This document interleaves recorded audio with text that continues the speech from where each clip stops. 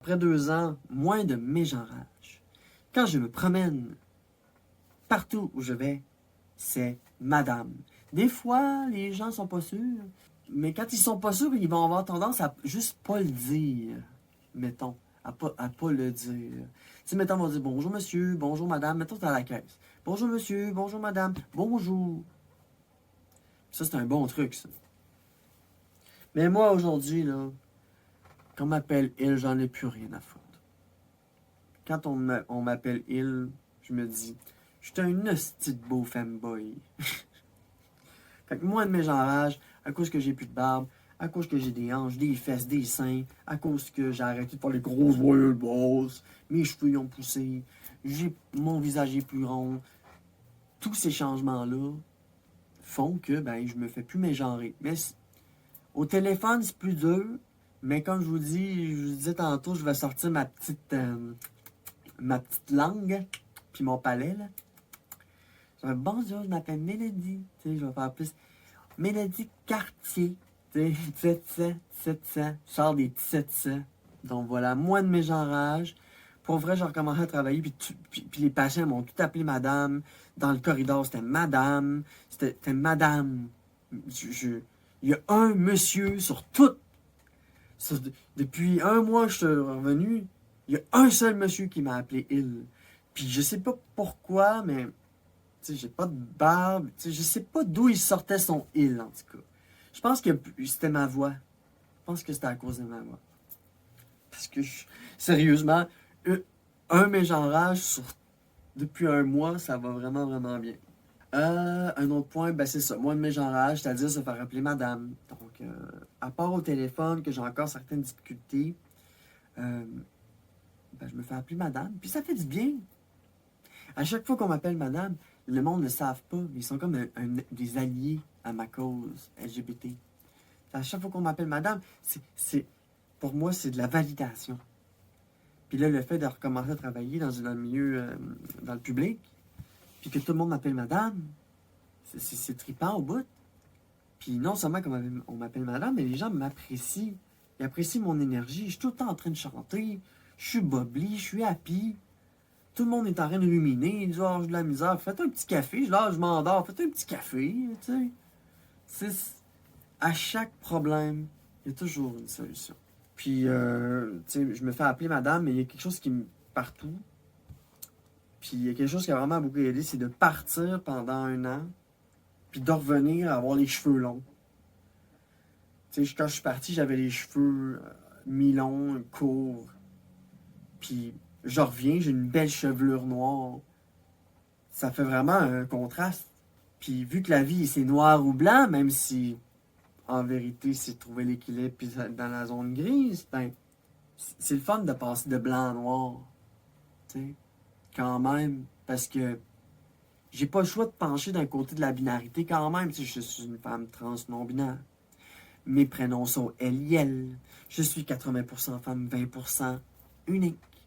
Puis, le 20% unique, il m'appartient. Il appartient pas aux autres. C'est pas aux autres de considérer mon 20% unique. Non, non, non. Moi, je demande aux autres qui prennent le 80% femme, c'est-à-dire blanc ou noir, puis qui se l'attribuent selon ce qu'ils peuvent voir comme signe, puis appelle madame. T'sais, donc voilà, je joue dans la zone grise, mais j'ai quand même penché plus du côté femme pour que ceux qui ne sont pas capables de dealer avec la zone grise, puis c'est blanc ou noir, me voient grise, puis se disent ah, elle est noire ou ah, elle est blanche. T'sais, c'est merveilleux. Ça veut dire que je suis assez.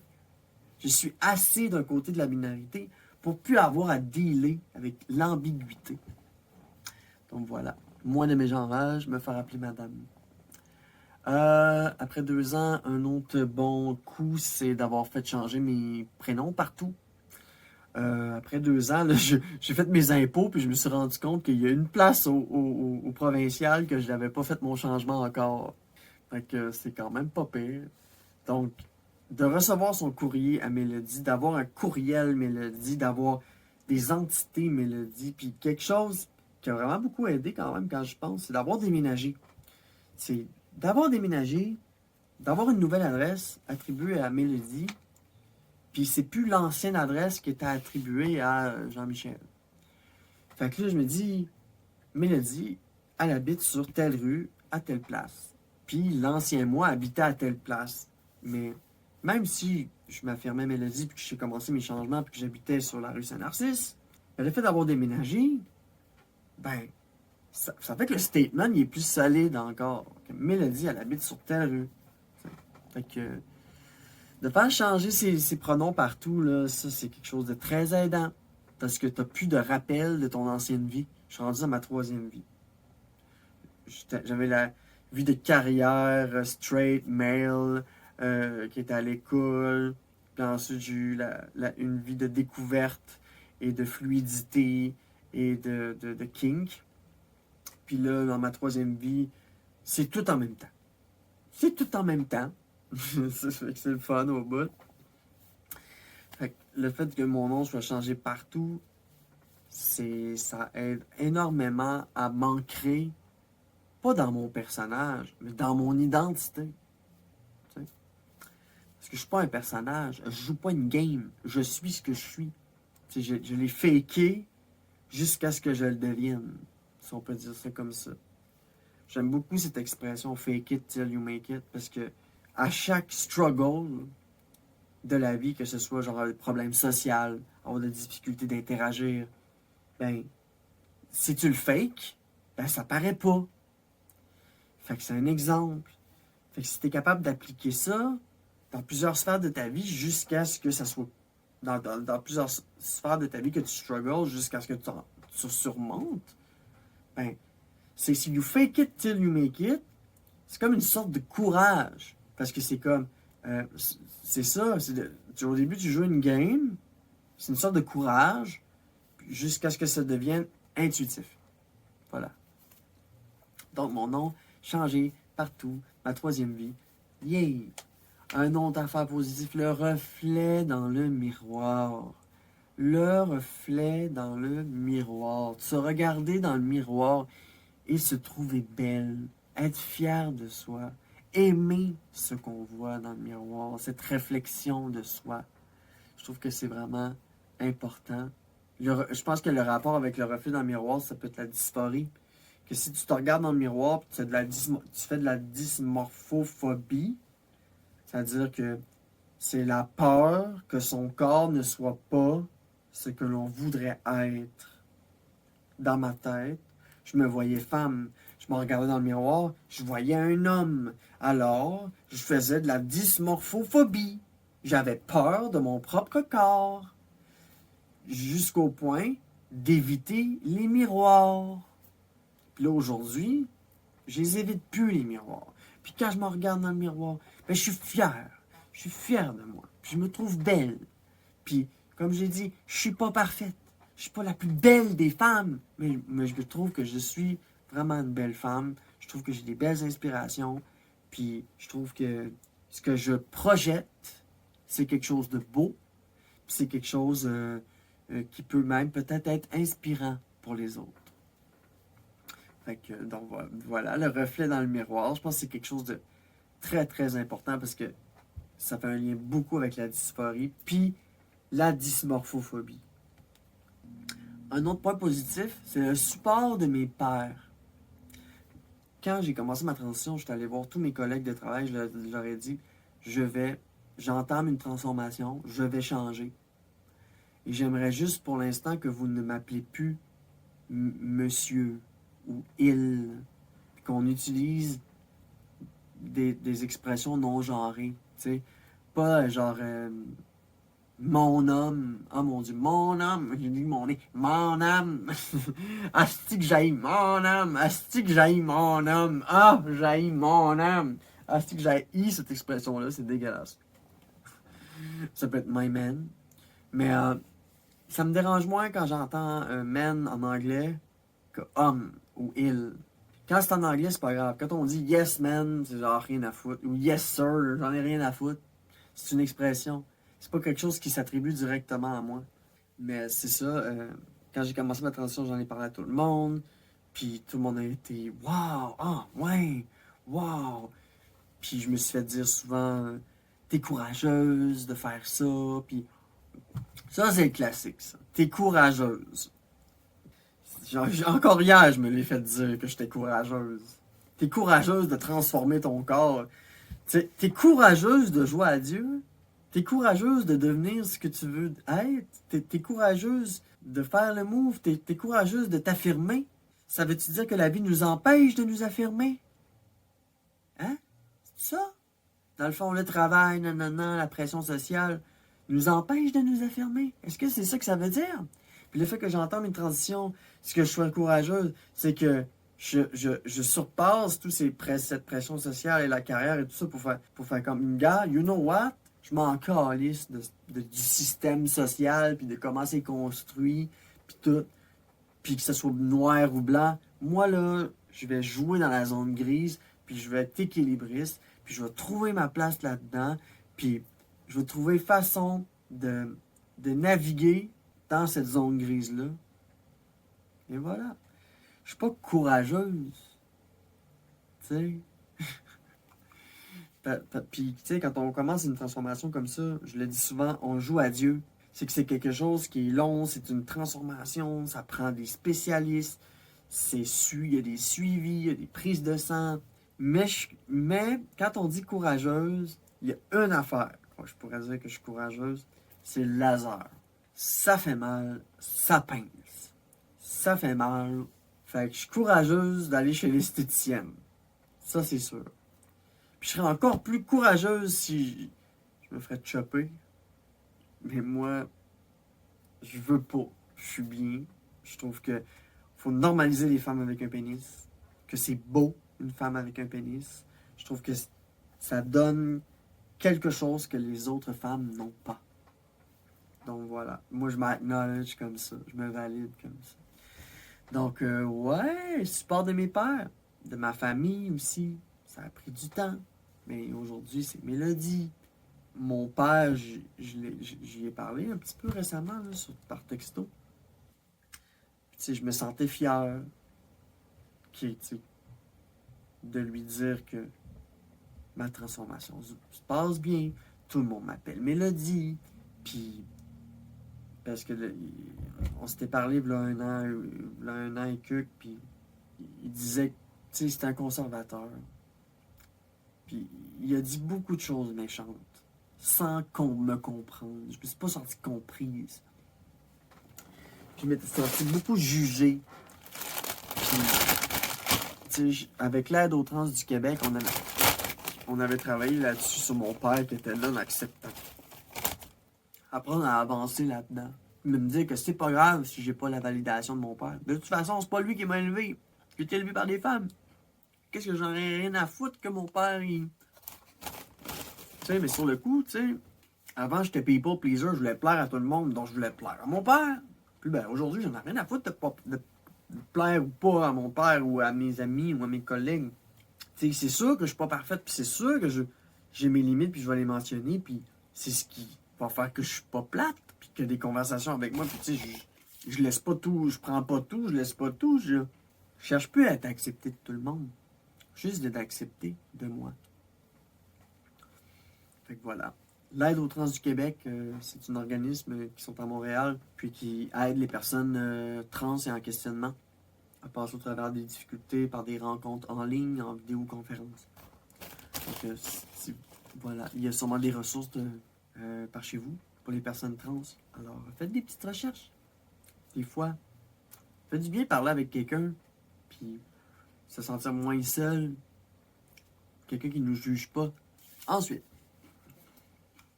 point positif, mes inspirations. Je m'apprécie beaucoup. OK? Je suis ma meilleure amie.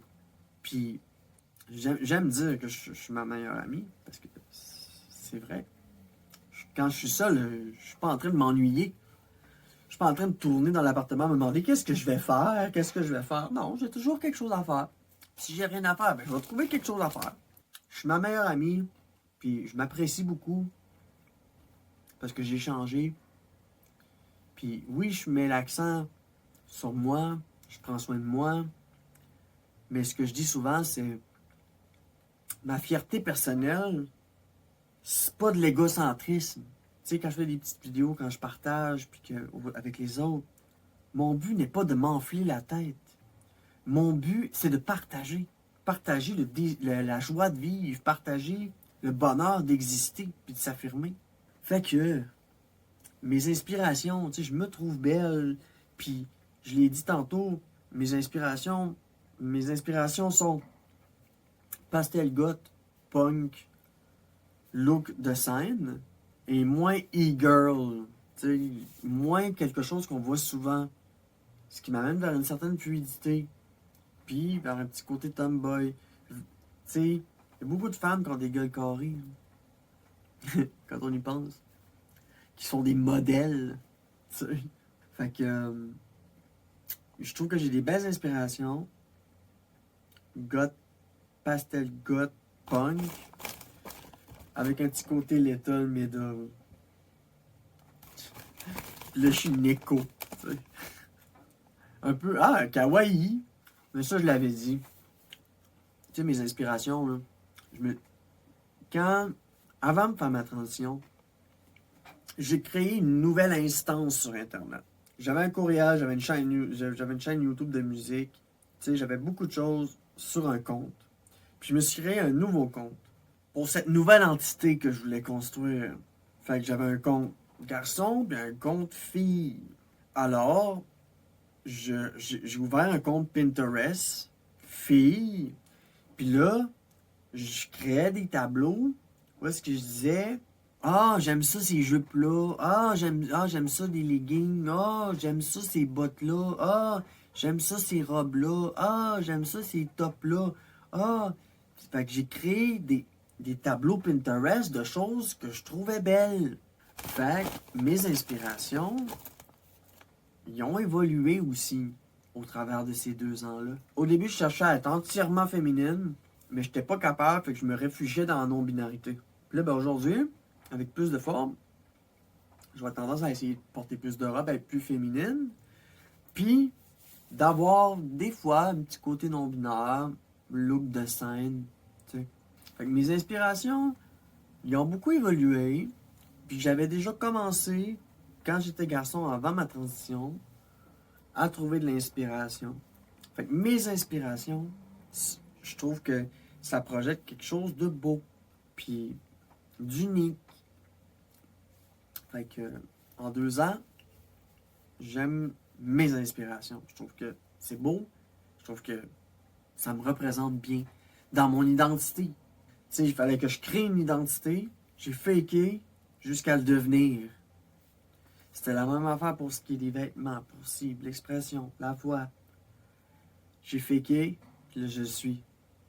Là, je fake plus aujourd'hui. C'est moi. Puis il y a une fille un jour qui m'a dit, quand j'étais hospitalisé à l'hôpital, elle me disait comment t'as fait pour devenir une femme? Elle dit, tu sais, ce que je veux dire, ben, elle parlait de l'expression de genre. Elle dit, mais comment t'as fait? C'est dur. Ben, j'ai commencé par le début. Créer une instance féminine, aller chercher de l'inspiration, jusqu'à ce que l'instance féminine prenne toute la place. Voilà. Ça amène à l'acceptation de soi. En 2 ans, j'ai amené l'acceptation de soi, s'aimer. Je parlais du miroir tantôt. Aimer la réflexion. Je parlais des inspirations. Aimer ses inspirations. Ça amène à s'auto-valider. Ne pas chercher la validation des autres, mais s'auto-valider. Puis une fois que tu t'auto-valides, puis que tu t'es enough, puis tout, la validation des autres, c'est une valeur ajoutée. Tu sais, j'ai pas besoin des autres pour me sentir bien, mais j'ai besoin des autres pour me sentir humaine. Donc, acceptation de soi, très important. Accepter que moi, si j'aime les toutous, ben je vais avoir des toutous. Puis si ça me tente de porter des oreilles de chat, ben je vais les porter, mes oreilles de chat. Fait que l'acceptation de soi, s'aimer, aimer ses inspirations, aimer la réflexion dans le miroir. Mais pour ça, obtenir l'acceptation de soi, il faut sortir d'une loupe. Si, mettons, tu es pris dans une loupe de carrière, puis que tu mets l'accent juste sur ta carrière, puis que tu n'as pas d'identité, comme ça peut être dur, l'acceptation de soi, c'est l'acceptation de soi, c'est pas juste l'acceptation, c'est la découverte de soi. Tu sais, l'humain change tout le temps. Fait que c'est d'accepter qu'on change, puis c'est ça, on apprend à se connaître. Tu sais, c'est bizarre.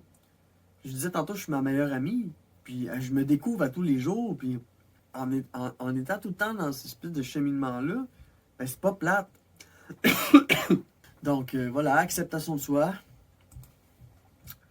je me sens bien, ouais, j'en parlais avec mon ex Billy aujourd'hui aussi, je suis bien comme je suis. Puis d'éviter les réseaux sociaux, ça aide beaucoup, beaucoup, beaucoup, beaucoup, beaucoup, beaucoup, beaucoup, beaucoup. Parce que si tu es toujours confronté au négatif, ben ça vient influencer sur toi. Fait qu'il faut éviter les réseaux sociaux, le négatif, puis au pire, joindre des chambres d'écho. Des personnes qui vont partager les mêmes valeurs que toi. Fait que ça va t'aider à l'acceptation de soi. Donc voilà. J'ai écrit aussi ensuite femme trans non-binaire. Je voulais expliquer ce que je suis. Peut-être que dans plusieurs années, ça va changer. On ne sait pas ce que je vais être dans l'avenir. Peut-être que je vais avoir un vagin plus tard. On ne sait pas. Moi, là, je me mets pas de limite. C'est ça l'histoire. Beaucoup d'ouverture, beaucoup d'humilité, beaucoup de lâcher prise, beaucoup de... C'est quoi je cherche? Quand t'es doux envers toi-même, arrêtez d'être dur envers soi-même. OK. Un autre point, après 2 ans, une routine plus ancrée. Je peux donner un exemple, quand on regarde en arrière, là. C'est quoi beauté-là? Là? Je l'ai fait pour pouvoir avoir une routine plus ancrée. C'est-à-dire, c'est un endroit où je vais pour me coiffer, me maquiller et autres soins. D'avoir cette routine-là, c'est important d'avoir une routine, parce que sinon tu vas te réveiller, tout démaquillé, tu t'es pas démaquillé, puis là, la journée commence, puis là, comment tu vas gérer ça? Tu vas commencer ta journée. Je me souviens, à un moment donné, je rentre travailler, la fille, je dis, il est joli ton maquillage, puis elle me dit, j'ai dormi avec. Aïe, aïe, aïe. OK. Fait que d'avoir une routine ancrée, c'est important. Se laver le visage, avoir une crème pour la peau, se laver les dents, se laver le corps, se raser, d'avoir une routine plus ancrée. Tu sais, moi, 1 fois par semaine, je me rase partout. Aux 2, 3 jours, je me rase la poitrine. Les bras, je me les épile pas au mois, mais presque. Tu sais, ma routine, je la connais. Je me rase aux 2, 3 jours le visage, tout dépendant de comment je me sens. D'avoir une routine ancrée, ça aide à se sentir féminine. Puis c'est si t'es dans le chaos, puis que t'as pas de routine, puis que t'as pas de rituel, comme moi j'arrive chez nous, je me démaquille, je me suis lavé le visage, j'ai parti l'huile essentielle, tu sais, je me crée une ambiance, tu sais, j'ai fait du thé, tu sais. Si t'as pas ça, moi je pense que c'est un essentiel pour se sentir bien, heureux, et tout ça. Puis le pyjama, s'habiller en mou aussi. Donc avoir une routine, puis des rituels, je pense que ouais, c'est très important. Puis si tu as ça, après 2 ans de transition, c'est plus un travail être femme. Au début, moi, c'était un travail être femme. Il fallait que j'acquière des objets, il fallait que je m'informe, que je recherche, que j'aille chercher de l'aide, puis que je me pratique. Mais là, aujourd'hui, je sais comment me maquiller. Je sais comment me coiffer. Je sais c'est quoi ma routine puis mes rituels. Je sais à quelle heure je me réveille. Je sais que ma machine à café à part à telle heure. Je sais qu'est-ce qui est bon pour moi. Avoir une routine plus ancrée, ouais, c'est quelque chose de positif, quelque chose qui m'a aidé à me sentir femme puis bien dans ma peau. Une autre affaire, une fierté, ben c'est ça. Ma transition, c'est une fierté en soi. Ma transition, c'est une transformation. Ma transition, c'est une démarche. Ma transition, elle ne se terminera jamais. Ma transition, elle ne se termine jamais. Ceux qui disent j'ai terminé ma transition. Bravo. Il y a des femmes trans-binaires, hein, puis des hommes trans-binaires, hein, qui sont très binaires. Ils sont pas capables d'accepter la part de fluidité qu'il peut y avoir. dans la diversité et la pluralité des genres. Tout, c'est comme les plumes de pan. Tu sais? Puis on trouve notre place là-dedans. Fait que je trouve que c'est une fierté. J'y vas-tu. Ok, j'avais de quoi en lien avec la fierté. Mais je suis contente parce que maintenant je fais partie de la communauté LGBT. Tu sais, puis c'est pas pour rien qu'on dit le défilé de la fierté ou le mois de la fierté. C'est parce que tu as vraiment quelque chose à fêter, ton affirmation de toi. Parce que pendant longtemps, tout le monde vivait pour faire rouler l'économie. Puis ils s'oubliaient. Puis les conservateurs, ils sont frustrés. Parce qu'eux autres, ils s'affirment pas. Fait qu'ils nous tapent dessus. Puis ils sont tous désinformés. Aïe, aïe, aïe. Fait que moi, je suis contente. C'est une belle fierté. Je me trouve belle. Je trouve que j'ai évolué. Je trouve que... Puis c'est pas fini. Tu sais, c'est vraiment quelque chose de beau et d'indescriptible. Que seul moi et que chaque personne unique peuvent ressentir. C'est pas quelque chose... C'est pas un sentiment qui peut être partagé. C'est un sentiment qui est unique à soi. Puis qui n'a même pas de... qui n'a même pas de nom. C'est d'être fier de soi à un point où est-ce que l'âme... C'est comme tu as réussi enfin à toucher à l'âme. Puis d'adoucir l'âme. Puis de donner de l'amour. Donc voilà. Une fierté. Chambre d'écho, amis, connexion. Après 2 ans, c'est normal. Je connecte avec des personnes LGBTQ. J'ai un ami qu'il faut. J'ai un couple d'amis que je vais justement texter parce que j'aimerais ça aller les voir demain pour savoir s'ils font de quoi. J'ai un couple d'amis qui queer, que Patrick est queer, Pascal est une femme trans. Ils sortent ensemble. C'est mon petit couple queer préféré. Fait que chambre d'écho, amis, connexion. J'aime me rapprocher des gens qui ont les mêmes valeurs que moi. Puis dans la vie d'aujourd'hui, avec les réseaux sociaux et tout ça, ben, il y a des chambres d'écho qui se créent. Des positives, des négatives. Puis ben, c'est ça. J'avais joint un serveur Discord avec plein d'autres femmes trans. Puis on s'inspire entre nous, puis on se valide, puis on s'aide, puis on se donne des trucs. Puis c'est super validant, là. Tandis que si je vais sur Facebook, je vais entendre des cochonneries qui disent « Oh, les femmes trans avec des pénis, c'est pas des vraies femmes. Les femmes trans avec des pénis, blablabla. Les femmes, vous rendez les femmes mal à l'aise quand ils vont aux toilettes. » Penses-tu vraiment que moi, quand je rentre aux toilettes, il y a quelqu'un qui dit quoi que ce soit? Je pisse assis? Ça change quoi? Ce que j'ai dans mes bobettes? Ça ne change rien. Je suis plus féminine qu'une femme. Il y a des femmes qui, justement, à cause de la pression sociale d'être une femme, vont se dire, des féministes, mettons, disent, ah, moi, je porterai pas de robe, ou je vais moins avoir une expression de genre féminine pour pas me faire écœurer, tanner. Tu sais, être une femme, ça vient avec la pression sociale d'être une femme, là. Fait que quand j'entends des cochonneries de même, là, moi, je suis plus sur les réseaux. Facebook une fois par semaine. Messenger seulement avec mes amis, ma famille. Juste après un bout que je peux aller dans ma chambre d'écho. Puis, raison pourquoi je ne vais plus dans ma chambre d'écho, c'est que c'est pas vraiment une chambre d'écho. Qu'est-ce que je veux dire par là? C'est qu'on partage les mêmes valeurs. On est des femmes trans. On a toute une démarche différente. Mais beaucoup de ces femmes trans-là, ce sont des femmes trans-binaires. Puis moi, vu que je suis non-binaire, je suis une femme trans non-binaire, puis que je suis fluide, mais lorsque je suis joint dans un groupe pareil, ben, il pourrait y avoir une influence qui vient de l'extérieur, qui vient de là, pour des chirurgies, pour comme miner mon acceptation de moi, quand je m'aime comme je suis, tu sais. Fait que je suis dans une chambre d'écho, on partage les mêmes valeurs, mais pas tout à fait. Fait que c'est de me rendre compte quelles valeurs ou quelles choses, moi, ne me conviennent pas, puis soit les éviter, mais malheureusement, c'était inévitable. Dans mon cas, c'est quand j'arrête pas d'entendre parler de vaginoplastie, moi, ça me tape ses nerfs. Les gens qui recherchent un idéal au travers des chirurgies, je trouve que c'est pas naturel.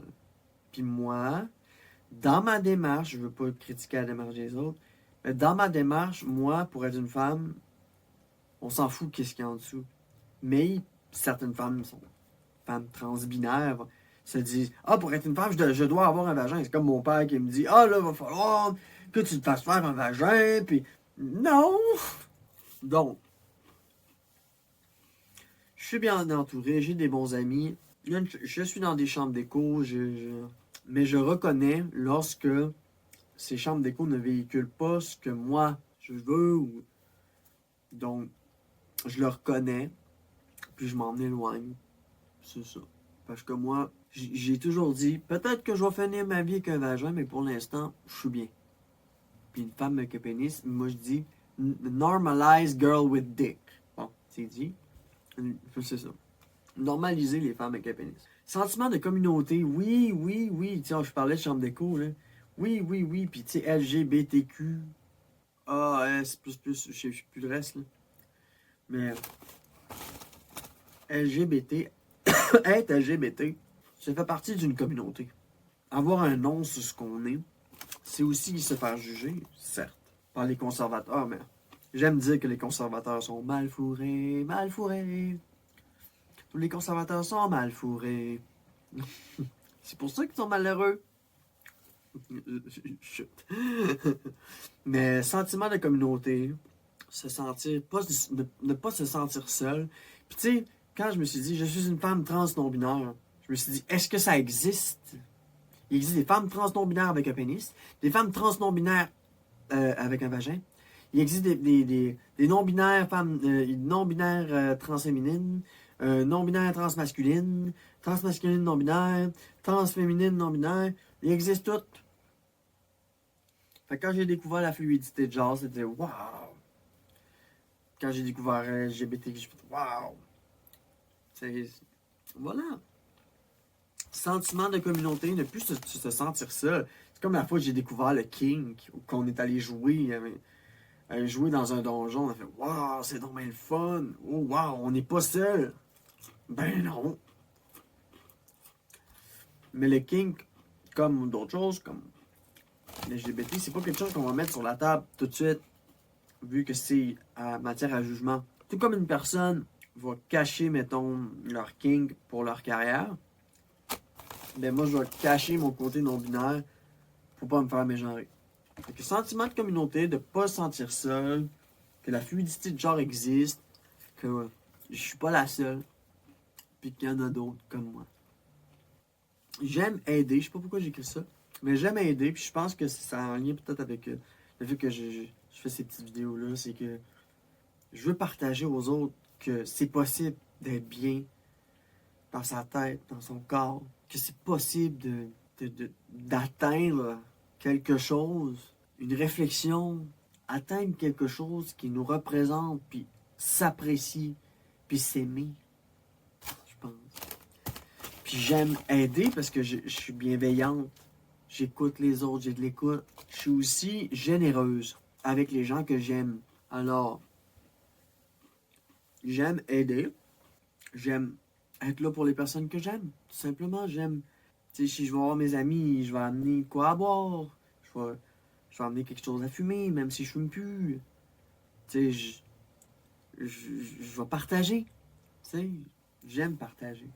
J'adore aider. Je suis une personne très bienveillante, qui est très généreuse de mon temps. J'ai une bonne écoute. C'est ça. J'aime aider. On met tout un petit peu au même. Point positif, compliment sur ma chevelure. Mon expression de genre a changé à travers les années, mes cheveux ont poussé. Puis, tu sais, j'en parlais, j'utilise des bons produits pour qu'ils soient beaux, puis soyeux, mes cheveux. Puis ça paraît. Fait de recevoir des compliments sur ma chevelure, de me faire des petits sourires en coin par des femmes. Tu sais, ça fait du bien à l'âme. Ça fait du bien à la confiance, à l'acceptation de soi. J'en reçois aussi des beaux compliments sur ma peau. Parce que pour une personne qui est née garçon, après me faire enlever le poil au laser, j'ai une belle peau lisse. Des fois, elle brille, puis je comprends pas pourquoi. J'ai une belle peau. C'est vraiment beaucoup plus doux, là, partout. C'est pourquoi j'écris ma peau, parce que je suis sensoriel. Depuis la transition, ma sexualité, c'est mon corps au complet, c'est plus juste mon pénis. Avant, c'était juste mon pénis, puis mon cerveau, puis mes fantasmes. Aujourd'hui, je suis sexualité. Mon corps est sexuel. Tu pourrais me toucher, j'aurais un orgasme, façon de parler. C'est comme... Je suis beaucoup plus sensible. Donc, plus sensible au changement, plus sensible... En tout cas, ça pour dire que j'ai acquis une belle douceur au niveau de ma peau. Puis, pour faire le lien, cette douceur au niveau de ma peau, mais c'est aussi une douceur au niveau de mon âme. Parce qu'il y a eu des changements mentaux. Je suis rendu, je suis plus douce envers moi-même, plus résiliente, plus humble. J'ai moins envie de crier sous les toits des choses ou chercher de la validation, ou ça m'intéresse plus. Tout ce que je veux, c'est être bien avec moi, puis arrêter de me mettre de la pression, puis me respecter moi-même, puis arrêter de vouloir plaire à tout le monde. Puis arrêter de vouloir chercher de la validation. Moi, la seule validation que je veux, c'est la mienne. Celle des autres, c'est une valeur ajoutée, comme je disais. Donc, la transition amène des changements mentaux non négligeables. C'est une transformation qui est physique, qui est aussi mentale. Parce que je parlais d'inspiration, de tableau Pinterest. C'est comme plein de morceaux. Dans le fond, être trans, puis développer son identité, c'est un puzzle, c'est un casse-tête. Tu ramasses plein de morceaux, puis au travers des années, tu vois que le détail, voyons, le dessin ou l'image se définit. Chaque petit morceau que tu rajoutes crée cette belle chose, cette belle identité, cette uniqueness. Donc vraiment, beaucoup de changements mentaux, de passer de fake it till you make it à le devenir. Puis de faire tous ces tableaux Pinterest-là, puis le devenir. C'est juste wow. Puis de faire les efforts, puis de ramasser des sous, puis à chaque paye, t'achètes un petit quelque chose, à chaque mois, t'achètes un petit quelque chose, puis à la fin, ben, t'es rendu avec une belle garde-robe, avec du maquillage de qualité, puis des vêtements, tu sais, qui te conviennent, puis là, vu que je suis bienveillante, ben là, je donne mes vêtements, je suis généreuse, tu sais. Je suis vraiment très fière, très heureuse. Ouais, très fière de tout ce que j'ai réalisé. Puis c'est correct d'être fier de soi. Je l'ai dit, ma fierté personnelle, c'est pas de l'égocentrisme. Je suis pas en train de me remplir le melon. Je suis juste heureuse. Et voilà. Une autre affaire, un parcours long mais gratifiant. Tout à fait. Exactement. Un parcours long mais gratifiant. C'est des petits changements de jour en jour. Fait que si vous doutez, tu sais, commencez, puis au pire, revenez en arrière. Parce que tu peux pas savoir si tu l'as pas essayé. Tu sais, tout n'est pas juste blanc ou noir. Tu peux pas savoir si tu l'as pas essayé. C'est la même affaire. J'aime pas les brocolis, j'aime pas les brocolis. Ouais, as-tu déjà mangé les brocolis? Non. Ben là, essaye-les. Essaye-les pour savoir si t'aimes les brocolis. C'est la même affaire. Essaye-les pour voir si c'est fait pour toi. Tu sais, moi je l'ai dit au début. Mon but, c'est pas d'être féminine. C'est de ressentir les émotions d'une femme. Puis le reste, les seins, les hanches, les fesses, puis toute l'expression de genre, ça vient avec. Ça ramène à la base de ma démarche de transidentité. C'était, je veux pas être une caricature. Être un gars qui s'habille en fille, pour moi, non. Ça marche pas. Dans ma tête, dans ma démarche personnelle, j'ai besoin de hanches, de fesses, de seins. Donc, j'avais besoin de l'hormonothérapie. Quand je mettais des prothèses et des perruques et des machins trucs, sur le coup, je ressentais de l'euphorie de genre. Mais quand j'avais ma perruque, puis mes affaires, puis ci, puis ça, à la fin, là, ben j'étais malheureuse quand je me regardais maquillée, tout croche, en enlevant tous mes morceaux, puis tu sais, j'enlevais tout, puis tout ce qui me restait, c'était mon maquillage, puis... Ah non, ce sentiment-là, tu sais, tu te mets toute femme, tu te sens bien, puis après ça, tu enlèves. Pour moi, je voulais l'être. Donc, c'est un parcours qui est long mais gratifiant. Pour moi, je voulais pas avoir l'air d'une caricature. Puis je sentais que j'étais rendu à la limite. Puis que quand je me féminisais, j'avais l'air d'une drag queen. Puis moi, ben excusez-moi, mais j'aime pas les drag queens. Parce que c'est une expression de genre fétichisée, puis moi, j'aime pas ça. Parce que être drag queen, c'est pas une identité de genre. C'est être une sorte de personnage. Tu sais, c'est l'art de la scène. Fait que je sentais que je devenais un peu ça, puis c'est pour ça que je suis allé voir le psychologue pour les hormones, parce que ressortait de la dysmorphophobie. Dans le fond, à un moment donné, je me suis réveillé le matin, j'étais rendu une femme dans ma tête. Je me suis réveillé, j'ai vu le miroir, j'ai fait ça marche plus. Puis là, j'ai commencé à rechercher. Tu sais, j'avais fait pendant un an rechercher des inspirations, blablabla, à quoi je veux ressembler. Puis là, je me disais, est-ce qu'un jour je vais franchir le pas? Puis là, je m'habillais, puis je me trouvais belle, puis j'arrivais à la limite, j'étais comme un gars habillé en femme qui vit ça, le cross-dressing, qui utilise le fétiche pour faire passer un message, on va dire, utilise le fétiche du cross-dressing pour vivre un début de transidentité. Fait que c'est ça, le matin, je me suis réveillé, puis j'étais rendu femme dans ma tête, je me regarde dans le miroir, puis ça marchait pas. Puis une fois, à un moment donné, je faisais l'amour avec mon ex, puis je m'étais mis toute femme, puis elle, c'était une belle femme. Puis là, on faisait l'amour à deux belles femmes, puis c'était comme, waouh! Puis moi, j'avais une queue, puis j'étais comme, waouh! C'est donc bien beau. Deux femmes qui font l'amour, puis une qui a une queue. C'est vraiment beau. Je trouve ça de toute beauté. Donc voilà. Dans mes démarches, le but, c'était pas être une caricature, c'est pas être un fétiche, vraiment que ça soit une identité. Puis pour me sentir bien, il faut qu'il y ait une transformation. Fait que je suis vraiment fier de tout ce que. Parce que j'y suis, là. J'ai des seins, des hanches, des fesses. Et voilà! Troisième vie, apprentissage. Je pense que j'en ai pas mal parlé. Lâcher prise sur Femme Plus Plus. Complexe d'homme et pression. J'en ai parlé aussi. Fait que je vais juste finir sur deux choses. Je vais faire le complexe d'homme. C'est qu'en fait, quand j'étais garçon, j'avais des complexes d'homme. Parce que j'étais filiforme, mince, maigre, je consommais, j'étais en dépression. Puis j'avais la pression de me trouver un travail dans ma carrière. En gros, j'ai pas été chanceuse dans la vie. J'étais allé à l'université, j'ai fait un programme avec peu de débouchés. Je suis sorti de l'université avec des rêves et des expectations. Puis la vie m'a tout brisé ça. J'étais comme un grand enfant. J'étais comme un adolescent, jeune adulte. Je pensais que si j'allais à l'université, ça allait me donner un travail. Ça n'a aucun rapport.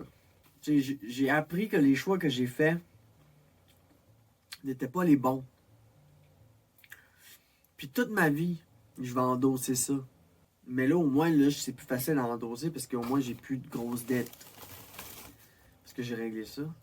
Quand chaque mois, il y avait mon paiement de père et bourse qui passait de 150 quelques piastres, là, ça me rappelait que j'étais un fail. Là. Ça me rappelait que tu t'es pas placé, tu es à l'université en or, blablabla. Bla, bla. À chaque mois que mon paiement de prêt et bourse passait, ça me rappelait la honte. Incroyable. Mais aujourd'hui, j'ai lâché prise. J'ai plus la pression d'être un homme, mais j'ai la pression d'être une femme. Mais la pression d'être un homme, pour moi, est trop dure comparée à la pression d'être une femme. Puis la pression d'être une femme, pour moi, est plus facile à endosser que la pression d'être un homme. La pression d'être une femme, je l'ai appris. Parce qu'à ce temps, je me fais harceler dans la rue. Tu sais, je me fais harceler. Tu sais, les femmes se font harceler, se font objectiver. Puis ça, je suis capable de dire non.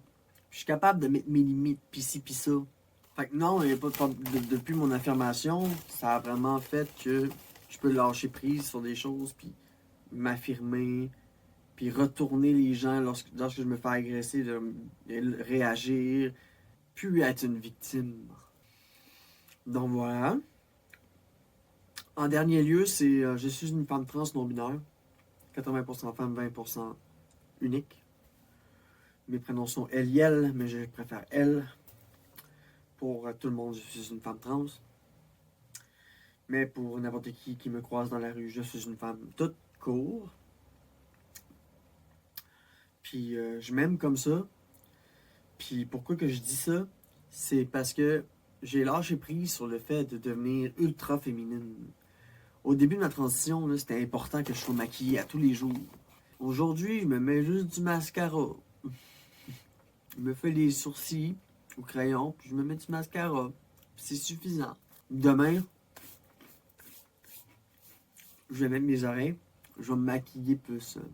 Avant de rentrer travailler, je vais me faire je vais me mettre du eyeliner. Faire un maquillage un peu plus sombre. Donc voilà, j'ai lâché prise sur le fait de la pression sociale d'être une femme. La pression d'être une femme. J'ai lâché prise là-dessus. Mais ça, c'est vu que je suis une femme trans non-binaire, je suis habitué avec la fluidité, je suis habitué avec la zone grise, avec l'équilibre. Je m'en fous maintenant.